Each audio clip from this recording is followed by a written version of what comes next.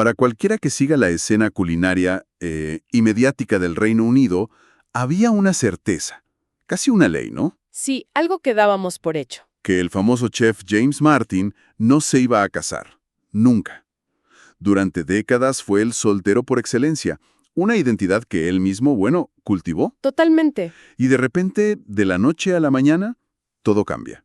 Hoy vamos a desglosar a fondo esa noticia que, la verdad, tomó a todos por sorpresa. Su compromiso. Así es. Y para esto tenemos una combinación de fuentes, desde artículos británicos, prensa rosa, hasta análisis de su marca personal. Queremos ir más allá del titular y entender el porqué de este giro. ¿Qué nos dice esto sobre la fama, la evolución personal y las crisis que te redefinen la vida? Es que es un caso de estudio fascinante. Hablamos de una persona que construyó una identidad pública muy, muy rígida, casi una caricatura. El chef rebelde. Exacto. El chef talentoso, solitario, amante de los autos rápidos y sobre todo alérgico al compromiso. Y ahora parece que está desmantelando todo eso. La gran pregunta es si esto es un cambio genuino, forjado por experiencias muy duras, o si también hay algo de, digamos, rebranding estratégico. Y la forma en que lo anuncian ya es una historia en sí misma. Nada de comunicados de prensa fríos. No, para nada. Fue algo mucho más personal y, pues, muy del siglo XXI, ¿no? Totalmente. El anuncio en sí ya nos da pistas de este nuevo James Martin. El 19 de enero de 2026, su novia, la entrenadora personal Kim Johnson, De 39 años. correcto, sube una foto a su Instagram. Y no es una foto de ellos ni del anillo, es la foto de un platillo, obviamente cocinado por él. Claro. Y el texto es simple pero demoledor. Tan orgullosa de mi prometido. Esa palabra, prometido, fue la que hizo estallar todo. Y los medios se volvieron locos. Ahí confirmaron que la propuesta había sido en la Navidad de 2025. Ajá. Y aquí viene un detalle que parece menor, pero que cuando lo analizas es increíblemente revelador. El regalo. ¿El regalo de compromiso? No fue un anillo, fue una camioneta Land Rover de 150,000 libras esterlinas. Exacto. Y aquí es donde la historia se pone muy interesante. Hay que poner esas 150,000 libras en contexto. Con su famosa frase sobre el matrimonio. Precisamente. Hace años, él dijo textualmente, no me interesa en lo más mínimo gastar 60,000 libras en un día. Se refería al costo de una boda. Y ahora hace un regalo de compromiso que cuesta más del doble. Más del doble, de la boda que él mismo criticaba como un despilfarro. O sea que nunca fue por el dinero, no era por ser tacaño. Para nada. Era una declaración de principios. Su problema no era el gasto, era la institución, la ceremonia, lo que él veía como un desperdicio ceremonial. Claro. Una camioneta, en cambio, es un activo. Es algo tangible, práctico. Se alinea perfecto con su marca, ¿no? El hombre de campo, aficionado a los motores, sin adornos. Es la antítesis de una boda. Totalmente. Con ese regalo está diciendo, sigo siendo yo, pero ahora me comprometo en mis propios términos. Redefine el compromiso sin, digamos, traicionar la identidad que todos conocían. Tiene todo el sentido. Pero para entender por qué estuvo dispuesto a comprometerse siquiera, hay que mirar su pasado. Su historial romántico es la clave. Sí, y ahí la relación más reciente y larga fue con la productora de televisión Louise Davis. 12 años estuvieron juntos. Una relación que terminó, aparentemente, de forma amistosa, en diciembre de 2023. Sí, vivían juntos, compartían perros. Desde afuera parecían un matrimonio en todo menos en el papel. Él mismo llegó a decir que con ella era feliz por primera vez en su vida. Pero con una regla de oro. Inquebrantable. No habría boda. Y es imposible no preguntarse, si apenas un año después de terminar una relación de 12 años te comprometes con otra persona, ¿fue esa regla la verdadera causa de la ruptura? Es la conclusión más lógica, ¿no? La relación con Davis era el status quo perfecto para el viejo James Martin. Tenía compañía, estabilidad, un hogar, pero sin el compromiso institucional que tanto le aterraba. Claro, su zona de confort. Exacto. Pero es muy posible que después de más de una década, esa falta de un paso más se volviera insostenible para ella. La rapidez de su compromiso con Kim Johnson sugiere que quizás él mismo se dio cuenta, tras la ruptura, de que esa regla le había costado algo muy valioso. La raíz de esas reglas, de ese miedo al matrimonio, parece venir de una relación anterior. Una que es casi de película. La que tuvo con Bárbara Broccoli, la productora de James Bond. Los detalles son increíbles. ¿Cómo se conocieron? En 2001, en una subasta benéfica. Ella, una de las mujeres más poderosas del cine, pagó 18,000 libras para que él, un joven chef de 29 años, le cocinara una cena. Ella tenía 41. La química fue, al parecer, instantánea.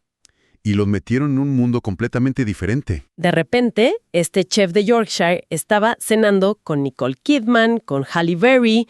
Los regalos eran de otro nivel. Los artículos mencionan 3 cuadros de Picasso. Originales. Y un anillo de Tiffany con una inscripción que decía: estar contigo es tan fácil como respirar. Suena a un sueño. Parecía un cuento de hadas, pero para él se convirtió en una jaula de oro. Y aquí conectamos todo.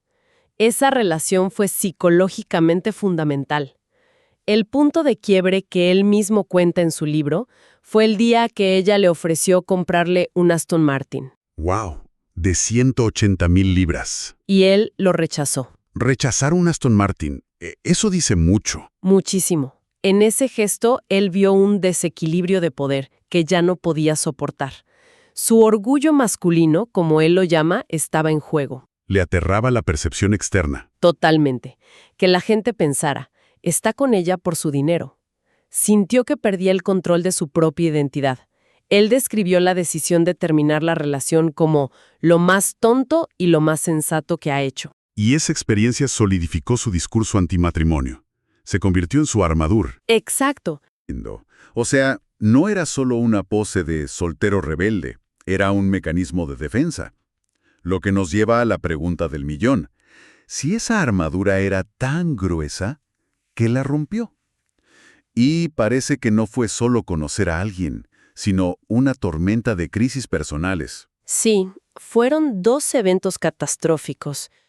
El primero, una crisis familiar devastadora, por la publicación de su autobiografía en 2008. Driven se llamaba. Sí, y el libro fue un escándalo tal que la primera edición tuvo que ser retirada de las tiendas y destruida. ¿Destruida? Eso es muy serio.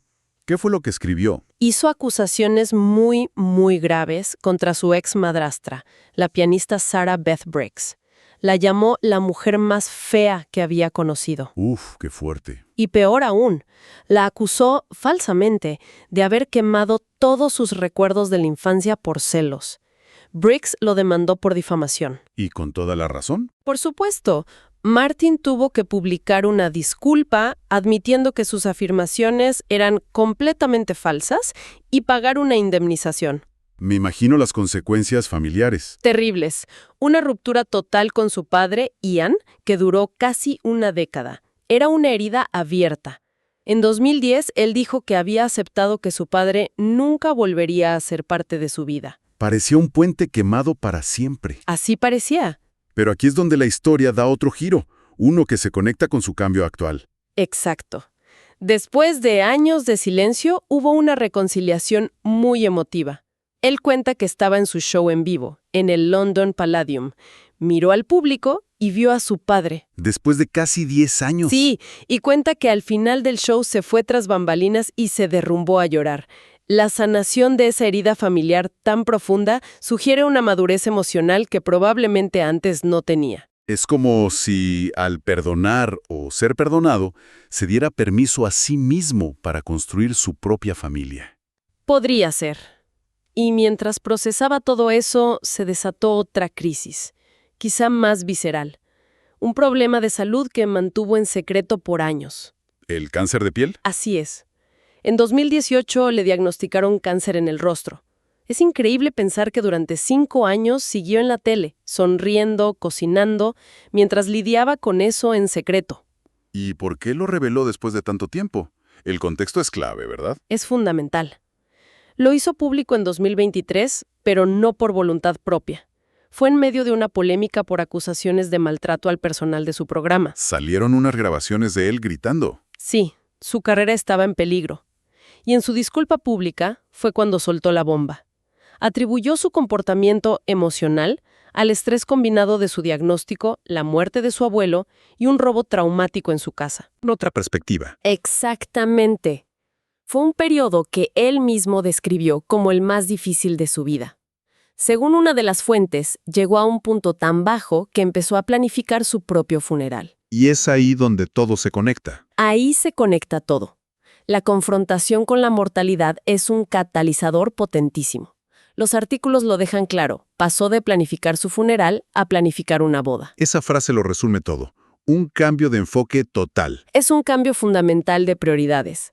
Pasó de la obsesión con su carrera, su legado profesional, a centrarse en la longevidad, en la salud y sobre todo en la compañía. La vulnerabilidad que tuvo que mostrar. Exacto. Esa vulnerabilidad forzada, al admitir su enfermedad y su mal comportamiento, fue un punto de inflexión. Destruyó la imagen del chef de hierro y mostró a un hombre falible. Y quizás, al mostrar esa vulnerabilidad, se permitió ser vulnerable también en el amor. Entonces, si juntamos todas las piezas, la trayectoria es muy clara. Pasa de ser el soltero empedernido, una identidad forjada por el miedo y por heridas familiares, Ajá.